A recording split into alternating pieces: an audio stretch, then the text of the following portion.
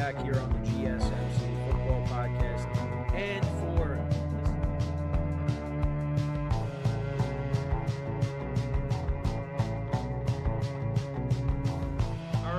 we are back here on the GSMC Football Podcast. And for the final.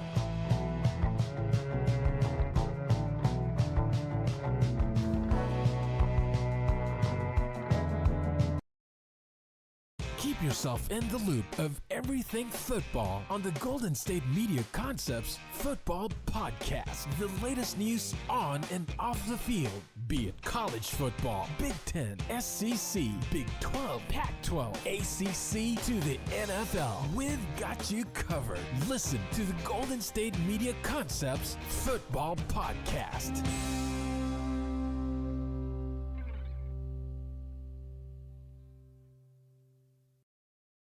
And welcome everybody to another edition of the GSMC Football Podcast, brought to you by the GSMC Sports Network.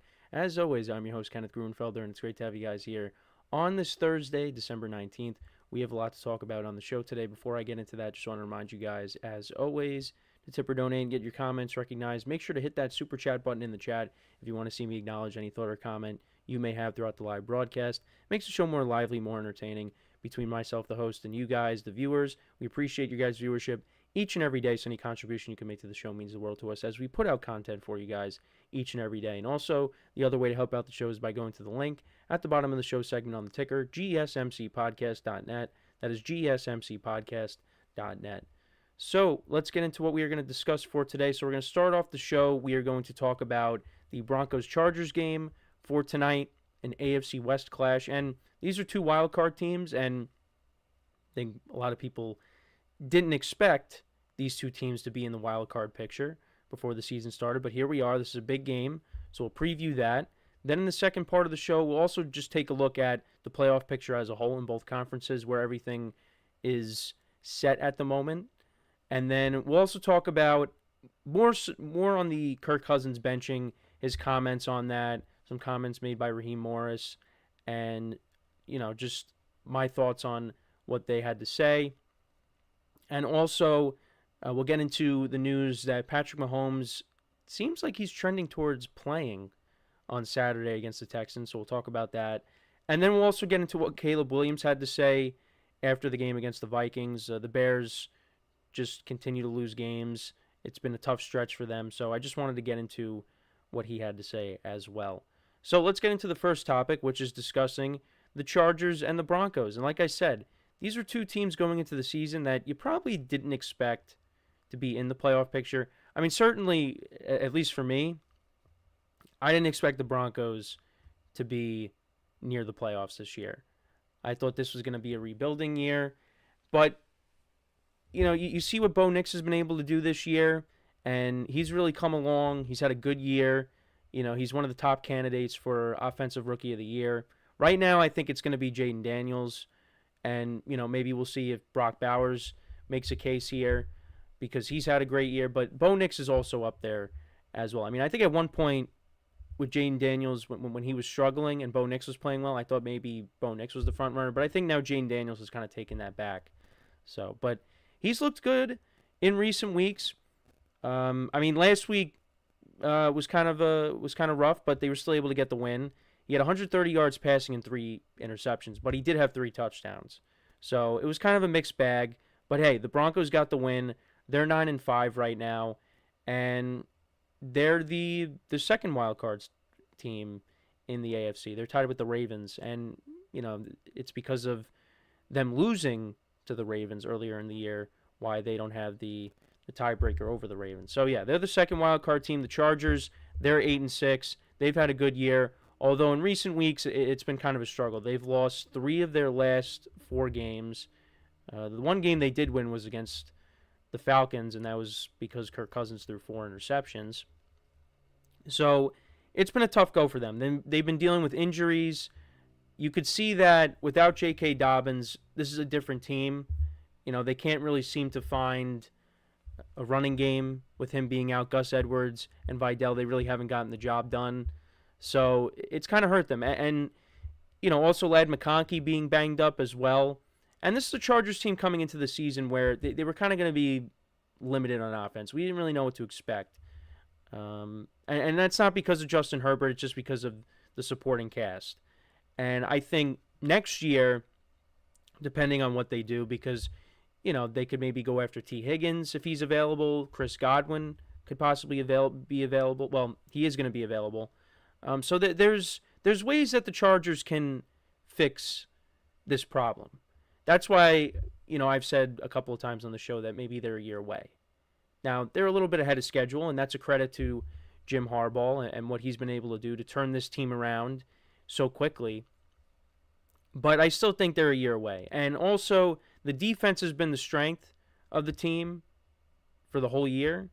But recently, there's been some cracks in that defense. And especially when you see what Baker Mayfield did to that defense last week, it's not looking good right now for the Chargers. Now, I still do expect them to get in, I guess, as the last wild card team. But, they got to start getting back to their winning ways. It's been a little bit of a tough stretch. And I do think if they eventually get Dobbins back, that'll at least help. But like I said, they're just limited on offense. And now the defense is starting to not play well. So, yeah, I mean, we'll see what happens down the stretch here. But that's kind of where both teams are at. I mean, Bo Nix, like I said, he had 3 interceptions, but they still won against the Colts. But also Anthony Richardson turned the ball over in that game as well. So the last time these two teams played against each other, you got to go all the way back to October 13th, Week 6. And the Chargers won that game 23-16. Now, what's interesting about this game is the Broncos were shut out for the first 3 quarters.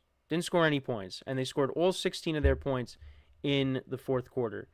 Justin Herbert in that game went 21-34 for 237 yards, a touchdown, no interceptions. J.K. Dobbins, 96 yards on the ground, and a touchdown. And then as for the Broncos, Bo Nix went 19-33 for 216 yards, 2 touchdowns, and a pick. He actually was their leading rusher at 61 yards on the ground. So, yeah, like I said, they scored all 16 of their points in the fourth quarter. And at that point, the Chargers went 3-2. The Broncos dropped to 3-3. And I think this game is going to be a little bit different. It definitely is. There's going to be no Dobbins in this game. And I just feel like where the teams are kind of trending at the moment, the Broncos, I think, have a good chance to win this game. And right now, they're 2.5-point underdogs. The Chargers are still favored in this game. And my spread pool was 3. So I kind of like taking the Broncos with the points. Now, it's kind of tough to decide who I think is going to win. I think that the Chargers, they need this win more than the Broncos. And, Justin Herbert's going to have to play well tonight. He's banged up. He's banged up. He's been getting hit a lot in recent weeks. I think they're dealing with some injuries on the offensive line as well. I mean, he is going to play. But, he's a little bit banged up. And he's kind of been banged up throughout the whole year. But, yeah, he's definitely going to play tonight. He's ready to go for Week 16 because I know there was some questions on his injury, and because he was dealing with a bit of an ankle injury, but he's going to be ready to go.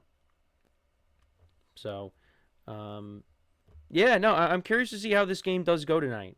Do the Broncos get even, or do the Chargers sweep the season series? So, to look at where both teams are in terms of the league rankings, so they're actually 24th and 25th in passing yards per game. Broncos are 24th. Chargers are 25th. They're both in the 20s when it comes to rushing. The Broncos are 20th. Chargers are 22nd. Points per game, Broncos offense is 10th. Chargers offense is 20th. And then, the Chargers are top 10 against the pass, but last week, like I said, their defense got torched by Baker Mayfield and Mike Evans. And the Broncos' defense is 21st. And then the Broncos are good at stopping the run. Chargers, not so much. They're 19th. And then points allowed, actually, both defenses overall this year are first. They're both giving up an average of 17.6 points per game. So, we'll see how it goes. I mean, last week, the Broncos' defense, they played well against the Colts. Anthony Richardson had 2 interceptions in the game. Actually, 3 fumbles. So they had the Colts turn it over 5 times. Well, Jonathan Taylor turned it over because yet another player running to the end zone, and then right before they crossed the plane, they dropped the ball, and that ends up being a turnover. But yeah, so Mitchell, their young receiver, he fumbled. Michael Pittman fumbled. And like I said, Anthony Richardson had 2 interceptions. They held him to under 200 yards passing. So, yeah, I mean, that's definitely a lot better than the performance they had a couple weeks ago when Jameis Winston threw for almost 500 yards. So, we'll see what happens tonight. Again, they're going up against an offense that's kind of limited, and I keep saying that. But, yeah, and then for the Chargers, I mean, their defense, like I said, struggled last week against the Bucs.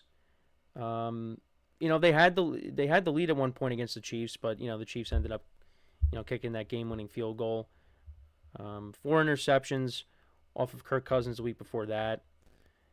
And Justin Herbert actually on the season, I mean, 16 touchdowns with 2 picks is pretty good. Touchdown to interception ratio. I mean, you'd like to see the touchdowns be higher, but again, got to surround him with more receivers next year, which I think they definitely will do that. But, yeah, in terms of a score prediction, I actually do like the Broncos in this game. I think it'll be close. I think it's going to be something along the lines of like a 24-20 game, something like that. I don't think there's going to be a ton of points scored in this game. I'm curious to see how the Chargers defense responds after, the performance they put on Sunday. I think they'll definitely play better.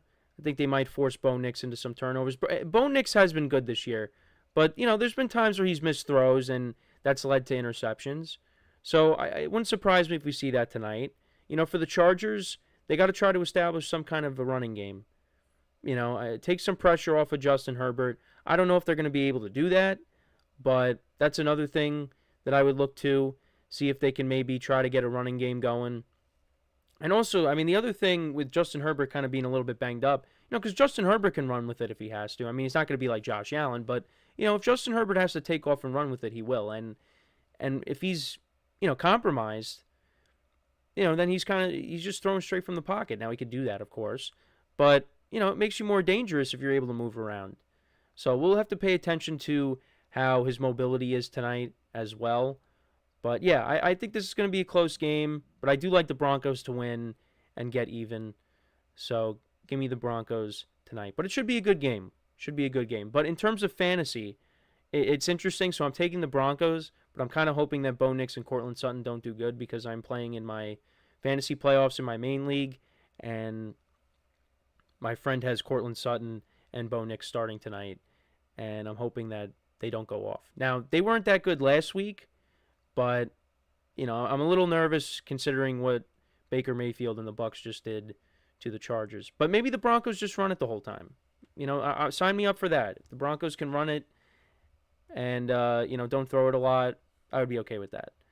But let me know what you guys think, though, about this game. Who do you think wins? Let me know in the comments. So we are going to take our first break of the show now. When we come back, we will talk about the playoff picture in both conferences, where everything kind of sits going into these final 3 weeks of the season. So make sure to stick around, and we'll be right back here on the GSMC Football Podcast.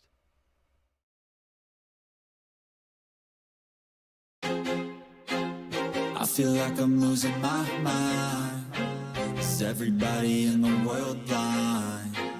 Please, Lord, give me a sign, a sign. I feel like I'm losing my mind. Is everybody in the world blind? Please, Lord, give me a sign, a sign. I wanna be the greatest. Everybody on the fake shit. I look around and feel like everybody is the fakest. I make this every day and I'm impatient, hoping one day I blow up from the basement. Statement, the top is so vacant. I don't hear shit that I think is amazing. Waiting for my day when I'm playing sold out shows for 1,000 faces. Hey, give me that crown, get in my way and to be put down. It ain't your place, all this my town. If I want that shit, then I'll get it right now. I'm losing it, the noose it fits, some losing shit, a stupid myth. You choose to live or choose to dip, you choose to fight or lose your grip and lose a gift. Oh, I feel like I'm losing my mind. Is everybody in the world blind? Please, Lord, give me a sign, a sign. I feel like I'm losing my mind. Is everybody in the world blind?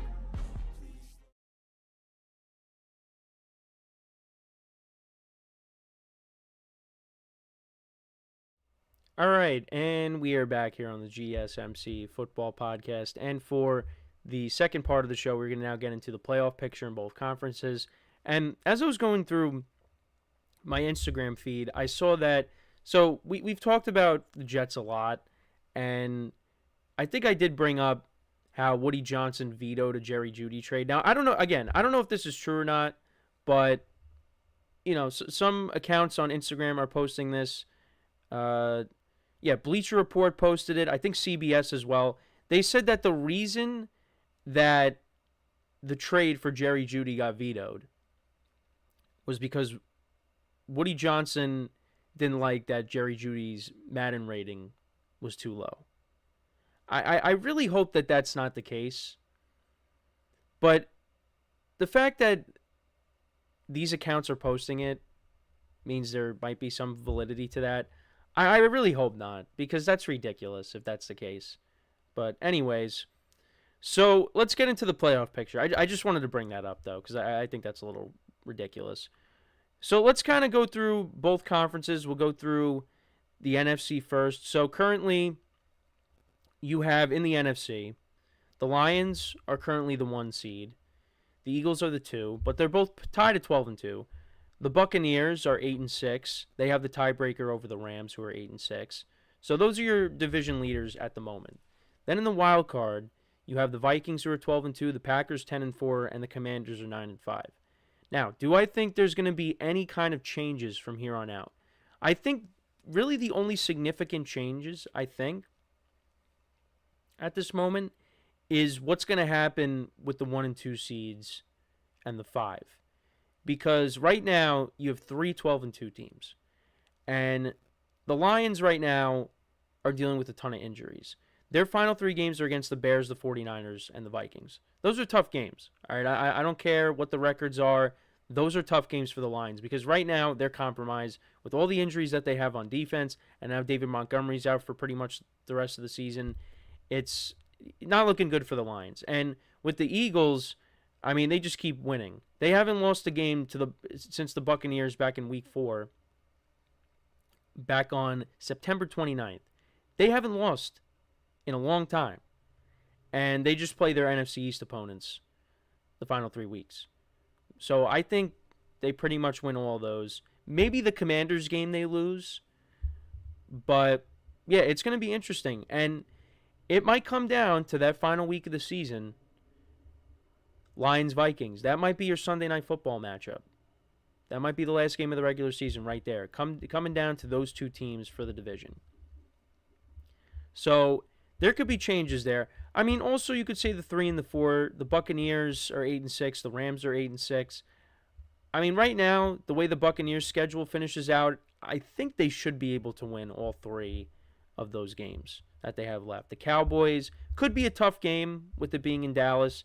And then you got the Panthers and the Saints at home. I think they should win those final 2 games, especially the Saints game because there's no Derek Carr. I mean, Derek Carr and the Saints last year beat them in Tampa. I don't think the Saints are going to do that this time around, but who knows. And then you look at the Rams. They play the Jets this week, which I think they should win. And then you got the Cardinals and the Seahawks, which, you know, those are divisional games. Those could be tough.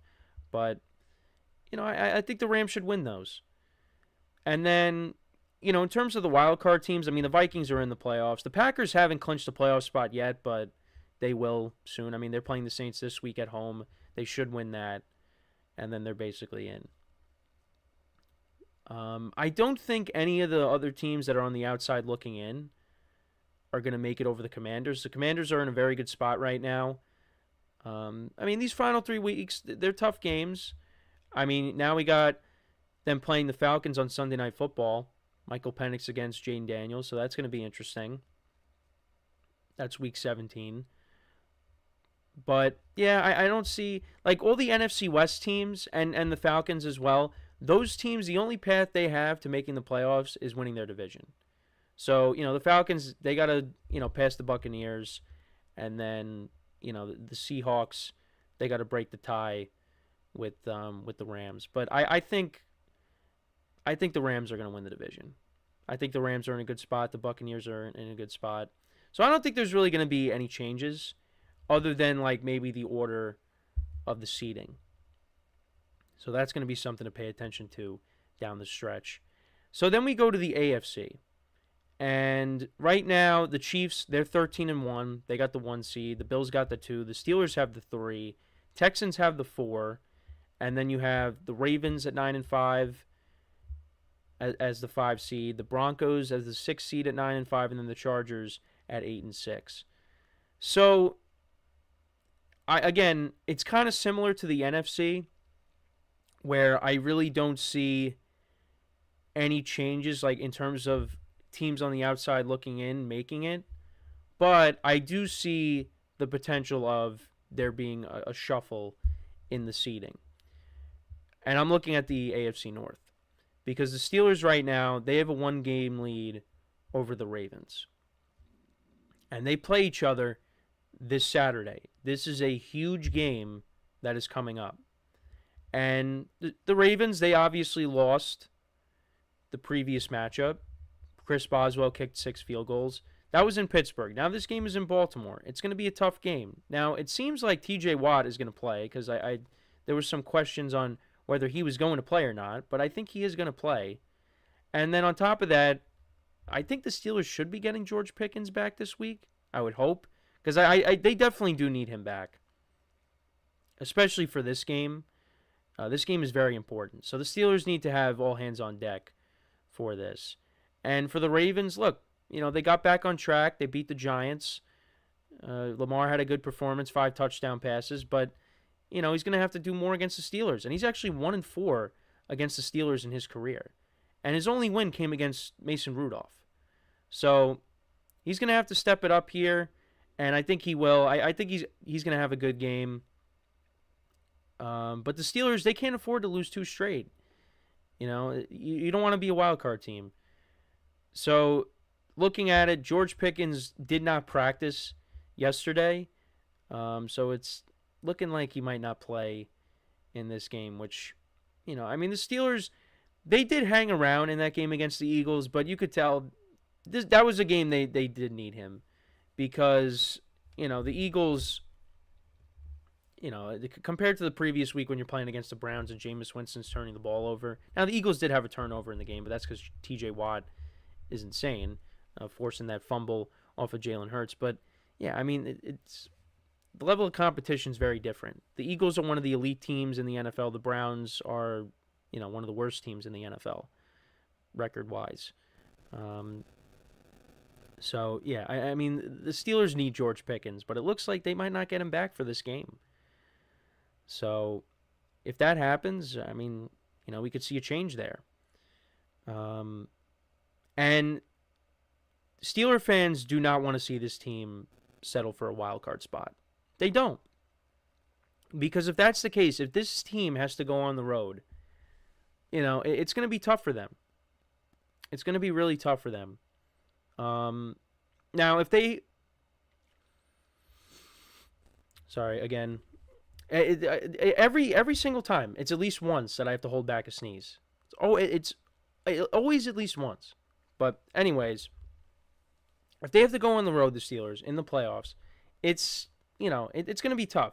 If they finish as the 5, they're going to play probably the Texans, which is a game they could win.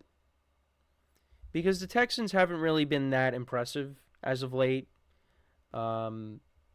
But Steeler fans don't want that. They want to win this division. They want to have a home playoff game for the first time since, for the first time since 2020. Yeah, when they lost to the Browns. That's their last, it was an empty stadium. And I can't say really last memory. Well, there were some fans in the stands, but it was very limited. But that was your last memory of a playoff game in Pittsburgh, was the Browns going up 28-0. Steeler fans want to forget about that and, be playing at home this season with the full crowd, and they'd be going up against the Broncos at this current moment. But yeah, you look at some of the other teams that are on the outside looking in. I mean, I don't think the Chargers are going to collapse here. I mean, their final 2 games are against the Patriots and the Raiders. They're on the road. I think they should win those games, but we'll have to see. The Colts, they're 6-8. Their final 3 games. I mean, they actually have the Titans, the Giants, and the Jaguars, so they could win their 3 games and finish 9-8. The Dolphins, they play the 49ers, the Browns, and the Jets, so maybe they could finish 9-8. The Bengals would have to win out to make the playoffs. They got the Browns at home, the Broncos, and the Steelers. Kind of those final 2 games are going to be tough for them, but yeah, I think the Chargers, they're going to make it. They're going to make it. I think they at least get to 10 wins, and that'll be good enough for them to make it. But I know there were some posts on the Bengals and how there's still kind of a pathway for them to make the playoffs, because there's been some posts. There's been now the Cowboys could still make the playoffs too. Let's see if I can find it. Because the Bengals, basically, they have to win out, and then one of the Chargers or the Broncos, they have to lose out. Now, it would probably make more sense for the Broncos to lose out for the Bengals, because the Bengals play them head-to-head. And the Broncos have the Chargers tonight, even though I have them winning, the Bengals, and then the Chiefs. So, I mean, those are 3 tough games. Depending on if the Chiefs still have something to play for, if they sit their guys. But, yeah, I mean, it's not going to happen. The Bengals are not making it. I mean, maybe they went out, but they're not going to make it. Same thing with the Dolphins. They're not going to make it. Colts are not going to make it. This is what we're going to get. I would be surprised if one of these 6-8 teams finds a way in. But it all has to depend on what, the Chargers do or the Broncos. Because everybody else, all the teams up top, the Chiefs, the Bills, the Steelers, and the Texans, they're all in. So it's really all about trying to make a wild card, and I just don't see it happening. But, yeah, I mean, that's pretty much the playoff picture as it stands right now. I thought the AFC was going to be more competitive this year. That really didn't turn out to be the case, because I thought the Jaguars were going to be better, the Browns, the Jets. I thought the Raiders would have a better record than 2-12. At one point, the Raiders were 2-2. But then it's just,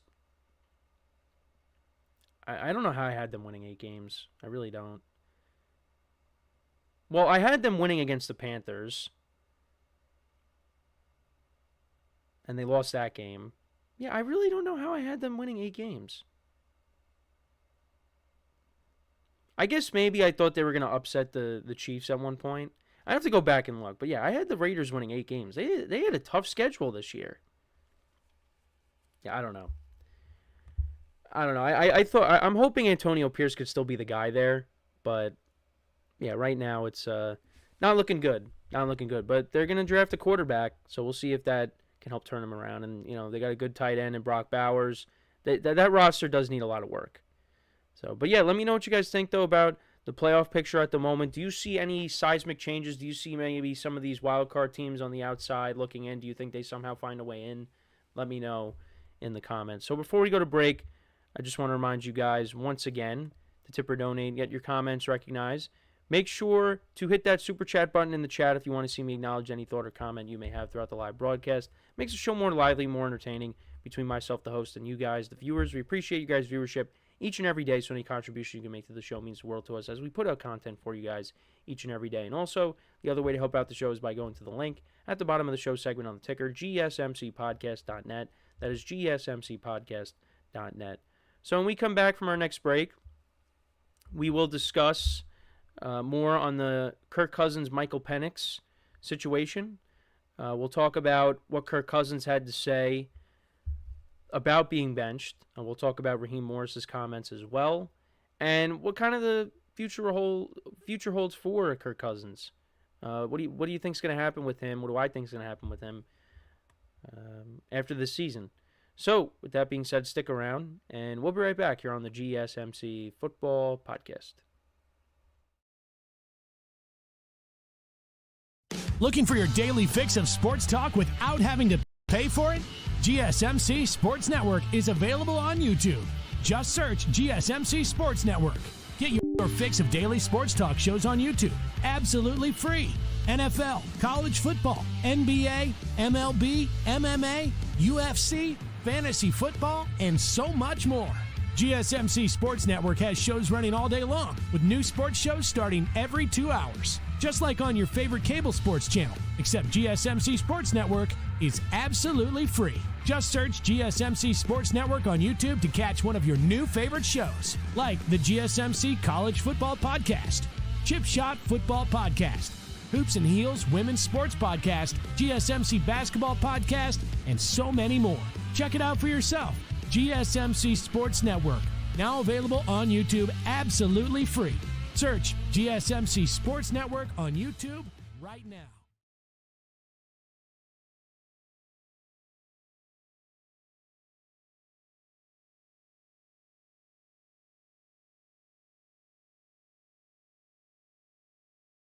All right, and we are back here on the GSMC Football Podcast. And for the third part of the show, we're going to talk more about Kirk Cousins being benched for Michael Penix and what the future holds for Kirk Cousins. But I did want to get into, some of his comments on being benched.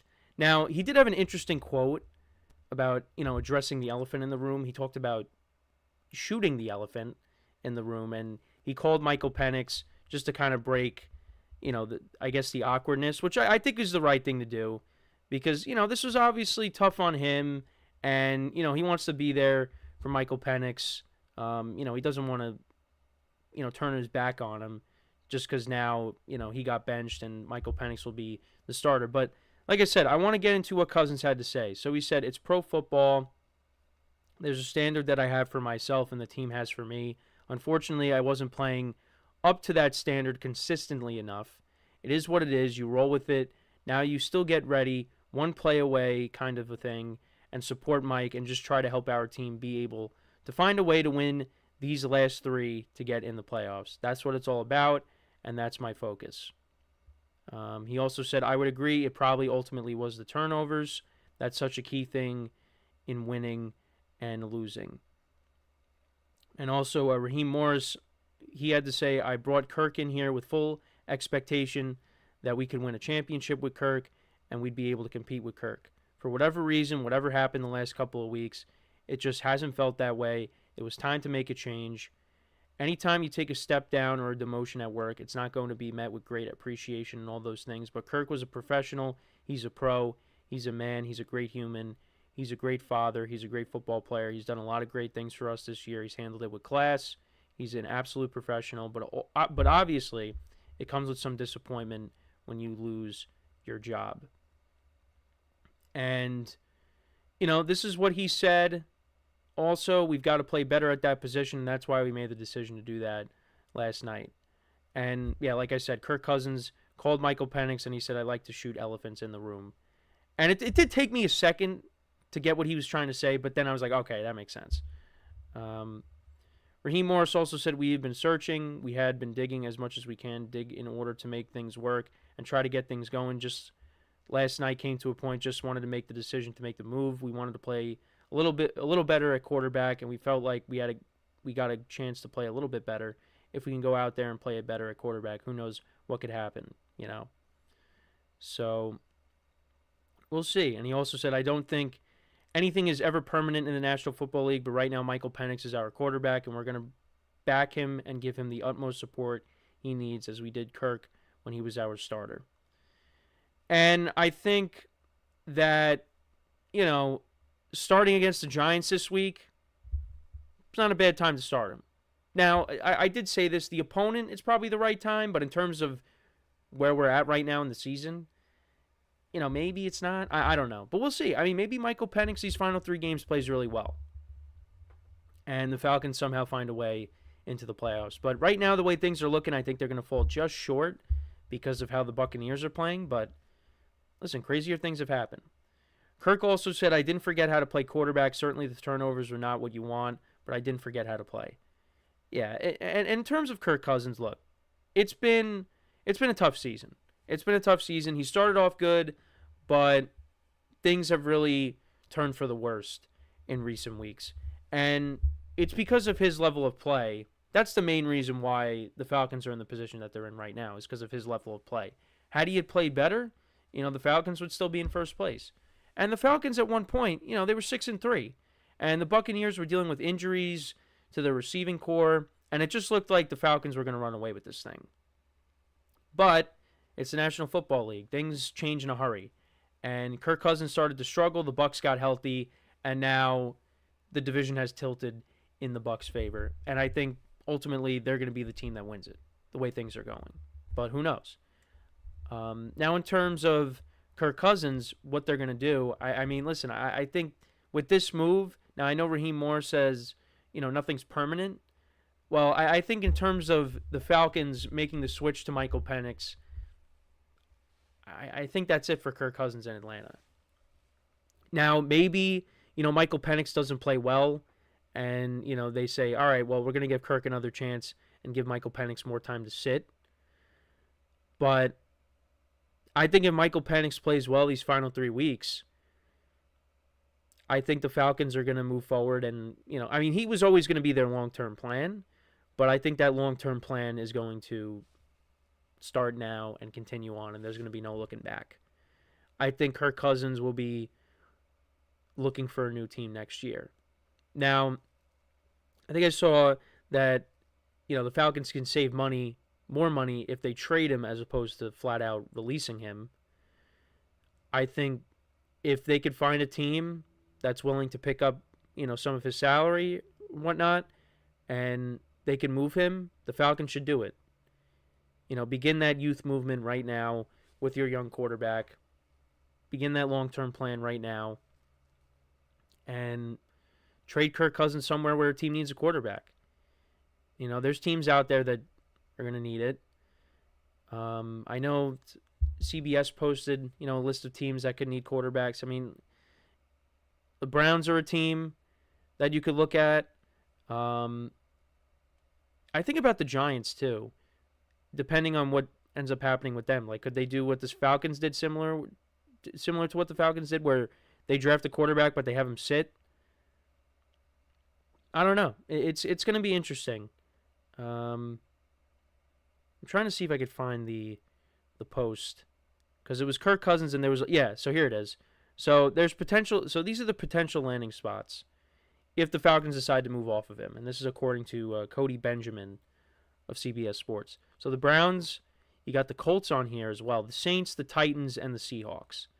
So those last 3 teams, I don't know about the Colts, because I think the Colts are still going to roll with Anthony Richardson. He's played better as of late, except last week. But still, he's played better. I think the Saints make sense. The Titans, because, Will Levis got benched. And, it doesn't seem like he's going to be the long-term answer. You also got the Seahawks as well. I think the Seahawks would be a really good spot for him.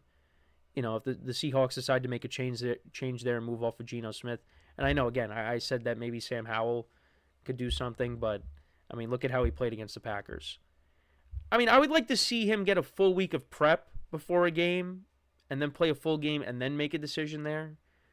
But I don't know. I guess I was a little too optimistic with him. But the Seahawks would be a good spot for Kirk. DK Metcalf, Jackson Smith and Jigba, that running game, their defense is pretty good. That would be a good spot for him if they trade him there. But maybe they trade him out of the conference. I don't know. But also, what's interesting, too, is they also posted on their Instagram the records of the starting quarterbacks over the last 3 seasons. So in 2022, Marcus Mariota went 5-8. Desmond Ridder went 2-2. So they finished 7-10.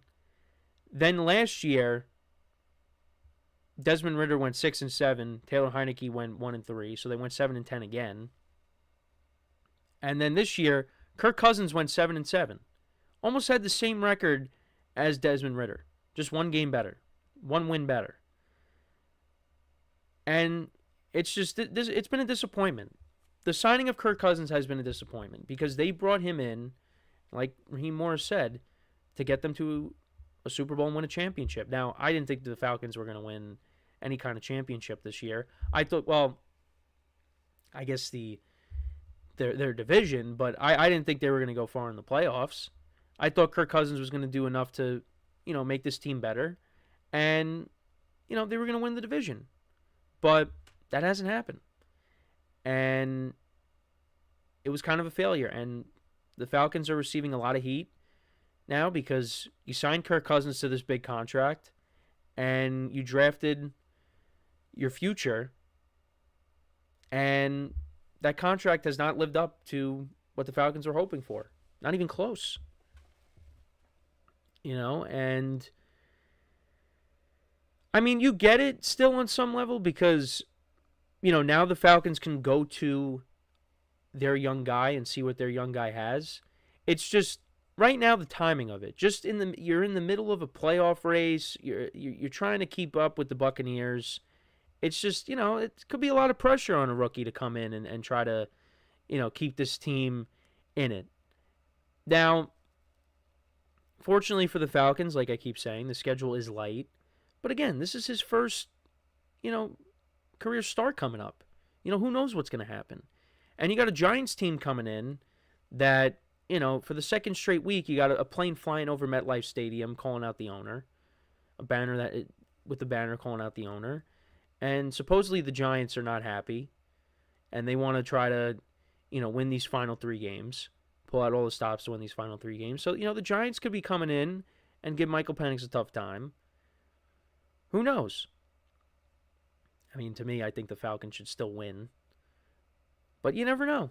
I think on Sunday we're going to see a competitive game between the Giants and the Falcons. I think we are going to see that. But I'm curious to see how Michael Penix does, because he's got good weapons around him. Drake London's had a good year. Darnell Mooney's had a good year. Kyle Pitts has been inconsistent. The running game, though, it's one of the best. Bijan Robinson has had a good season. Tyler Algier is a good number 2. So, Michael Penix coming in, this does add juice. And maybe he goes out there and he lights it up these final 3 games. This is a guy that played in the national championship game. Didn't win, but, did do that. It was last year. So he's played in big games before. These 3 games coming up, these are 3 big games. Because this determines whether the Falcons can still make the playoffs or not. And, you got this game coming up, his first career start. Next week, he's going to be on prime time. And then the final week of the season, it could be a win-and-in scenario, depending on if the Bucs slip up or not. So, yeah, these are 3 big games. There's pressure there. And I'm excited to see what he could do. But let me know what you guys think, though, about what Kirk Cousins, what Raheem Morris had to say. Also, it was funny, Michael Penix was in Costco when he found out he was the starter. He was ordering food, ordering a hot dog, and he lost his appetite when he found out that he was going to be the starter. So, I'm curious to see how he does, and he's a fellow southpaw. That's another lefty quarterback. I hope he does well. And for Giant fans, they hope he does well on Sunday because they want the Giants to have the number 1 pick. Because the Giants win this game, I mean, they could go from 1 all the way down to either 8 or 9. So we'll see what happens. But yeah, let me know what you guys think, though, about the Kirk Cousins, Michael Penix situation. How do you think he'll perform on Sunday? Let me know in the comments. So we're going to take our next break. When we come back, we will talk about Patrick Mahomes' injury update regarding him. It's looking like he's trending towards playing on Saturday against the Texans. So we'll talk about that when we come back. So with that being said, stick around, and we'll be right back here on the GSMC Football Podcast.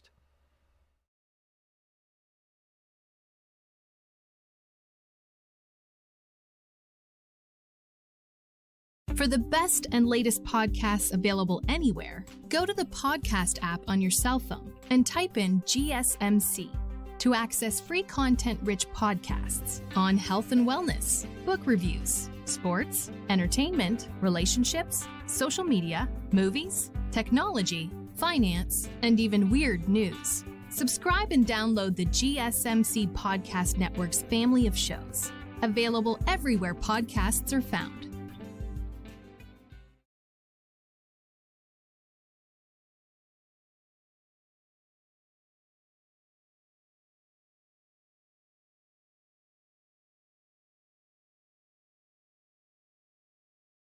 All right, and we are back here on the GSMC Football Podcast, and for the fourth part of the show now, we're going to talk about Patrick Mahomes, update you guys on what's going on with him and his injury, and it looks like he might be playing.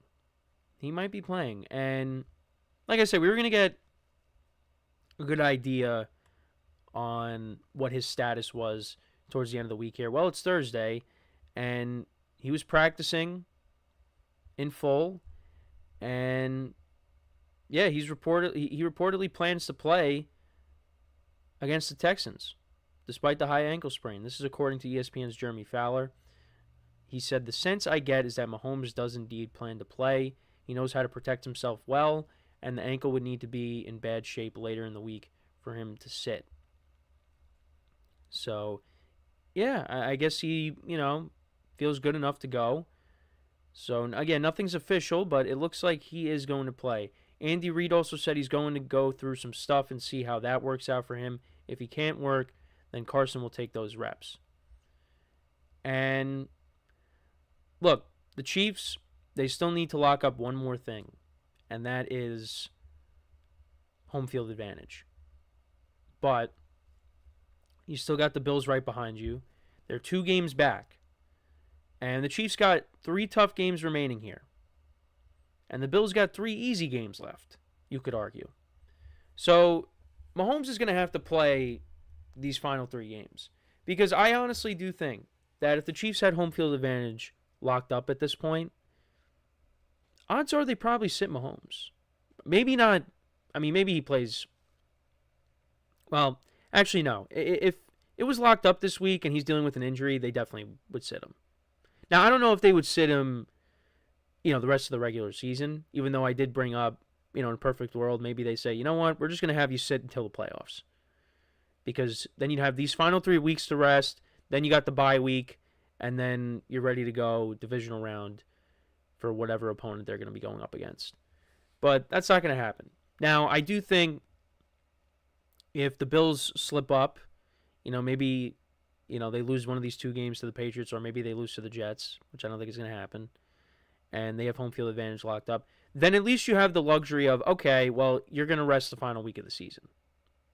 I think that's what the Chiefs are hoping for, which I don't think it's going to happen, but I do think that if they get home field advantage locked up before the final week of the season, Mahomes is not going to play, and at least he'll have that time to rest.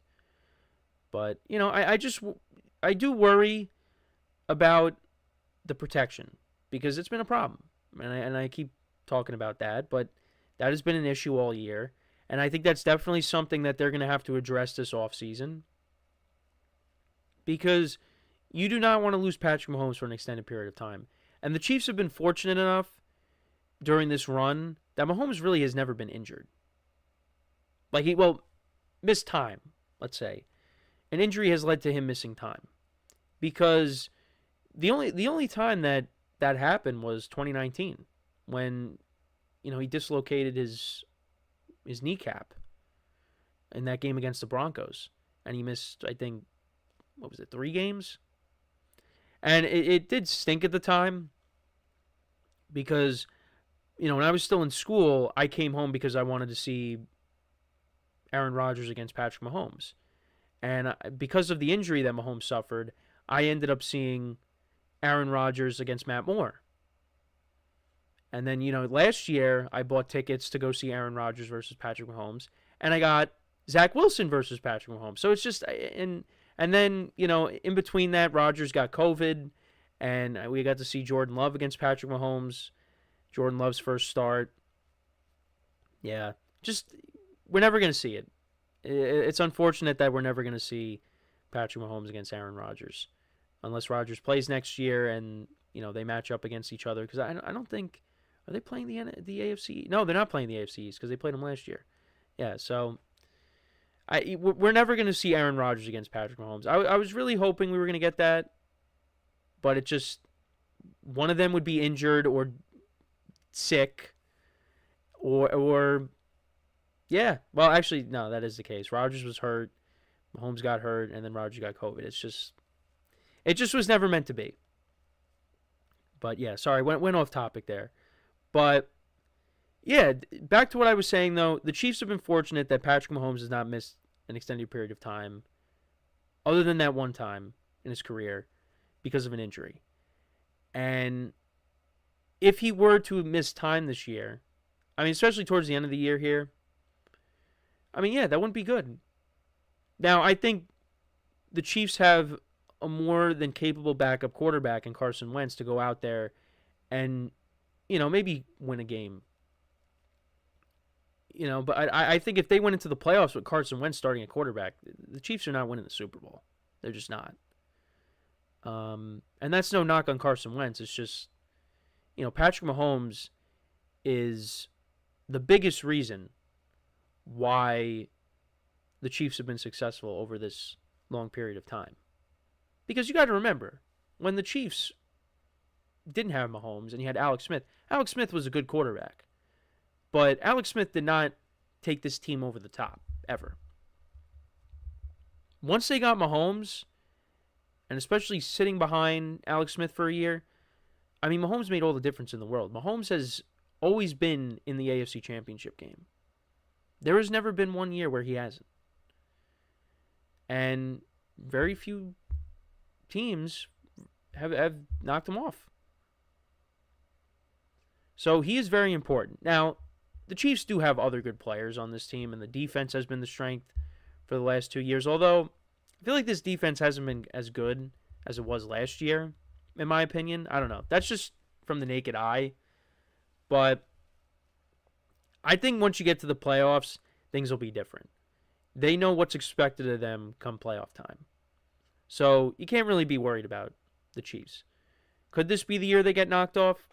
Yeah. Last year we said the same thing, and it didn't happen. Could happen this year, but I got to see it to believe it. It's kind of like the Patriots. You got to see it to believe it. So, yeah, I mean, look, I think even if Mahomes didn't play in this game, the Texans have been kind of disappointing on offense as of late. C.J. Stroud hasn't had the year that I thought he was going to have. I mean, I picked him to win MVP. I was trying to, not be like, oh, yeah, it's going to be Josh Allen. I was trying to be a little bit different, but maybe I should have just said Josh Allen because Josh Allen's winning the MVP. But, yeah, Stroud is kind of taking a step back a little bit. I still think he's a good quarterback and he's going to be very successful in the NFL, but yeah, no, he's taking a little bit of a step back from his rookie season. And, this ground game has worked for the Texans this year, but, Joe Mixon has had a couple of, duds. This could be a tough one this week going up against the Chiefs, although he's gone up against them plenty of times in big games. But, yeah, I mean, if the Chiefs had to start Carson Wentz here, I mean, I'd still give him a good chance to win. And, the Texans and C.J. Stroud, they're a different team on the road. And now the weather's getting colder. Again, we saw how, Stroud played against the Ravens. It wasn't good last year in the playoffs. And this team, if they're going to want to go far in the playoffs this year, they're going to have to go on the road and they're going to have to play a Buffalo or they're going to have to play a Kansas City in cold weather. And I don't think they're going to be able to do it with the passing game. Now, if they go into Arrowhead and they beat the Chiefs and C.J. Stroud throws for over 300 yards and Joe Mixon runs the football well, that'll give me more confidence in them, more faith in them going forward. But right now, I just don't have a lot of faith in them. I think the defense is still good, But it's going to be up to this offense.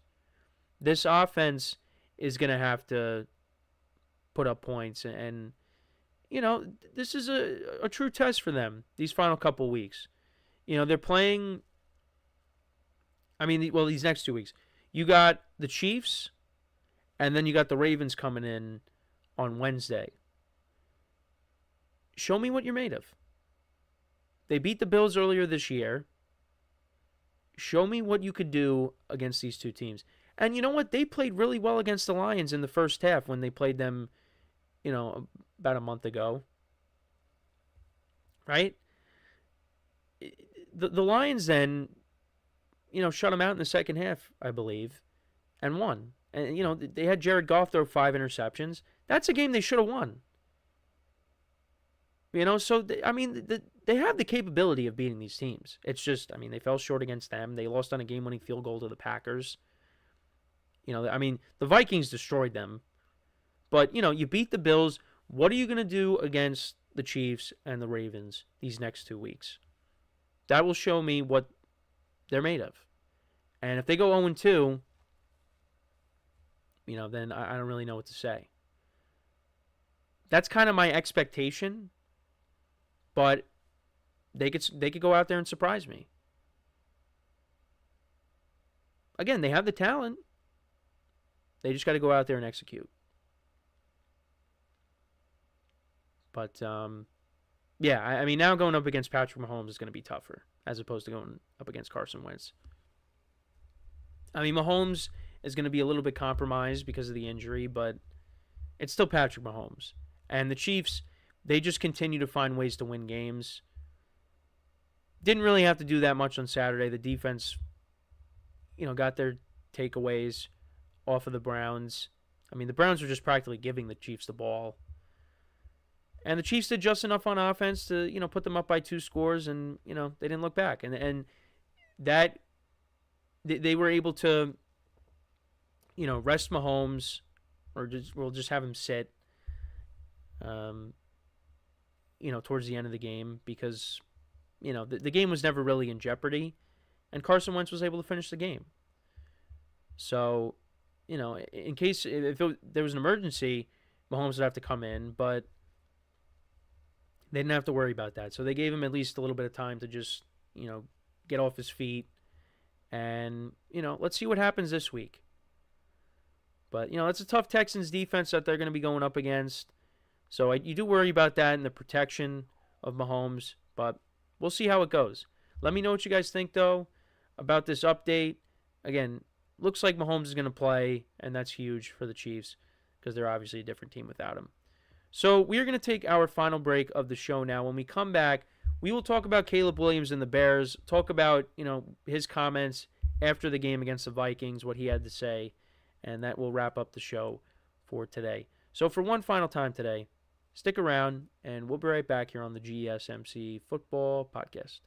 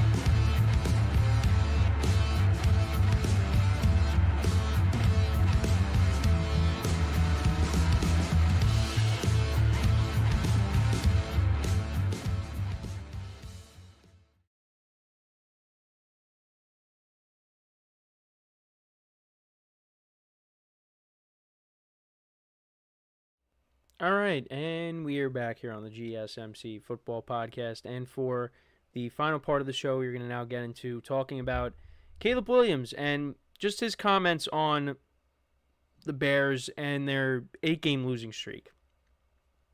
And this is what he had to say. It's been frustrating and encouraging.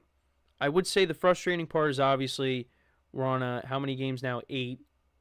Yeah, 8-game losing streak. Like I've said before, it's new to me. I haven't experienced anything like this. That's the frustrating part. The encouraging part is how much we fight as a team. The encouraging part is us as a team being able to go through all of what's happened this year. Me not playing well at the beginning of the season and feeling like I was seeing it well, and then being able to find ways to keep growing, keep progressing through those times that I was frustrated.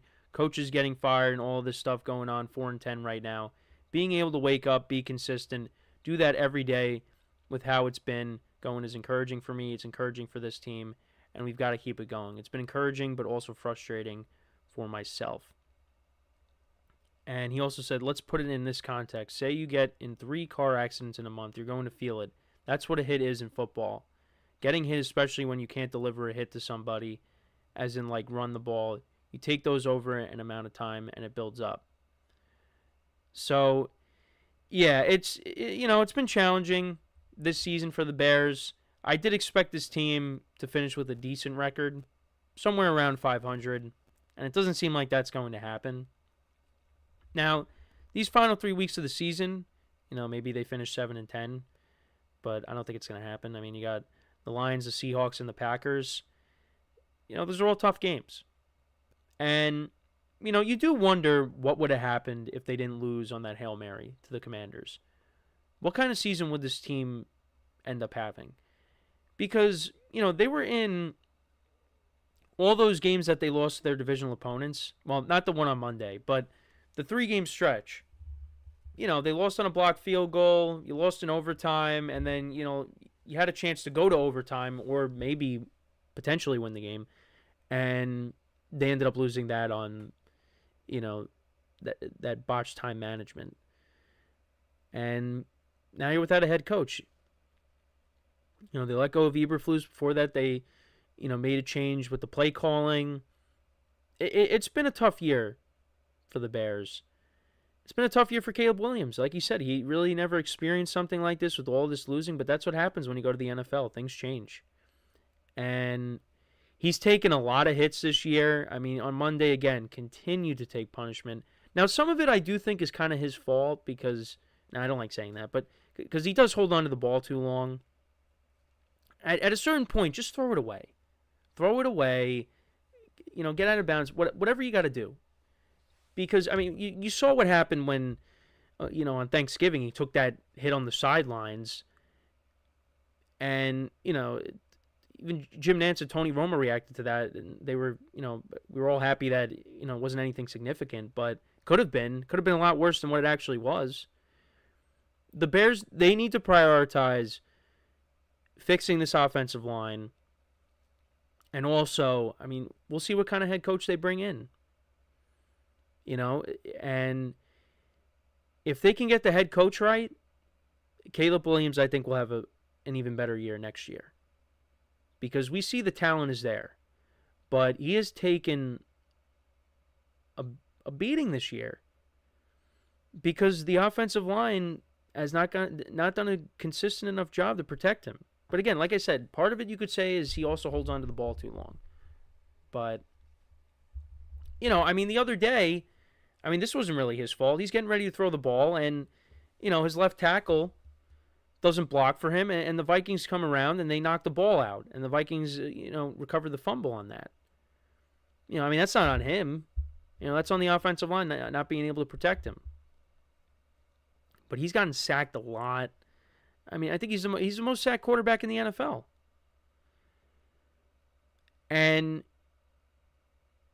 Troy Aikman did bring this up on the broadcast, and I talked about this on on Tuesday, is, you don't want this to hurt his confidence long term. Because that's the last thing you want. If you don't have a quarterback that's confident,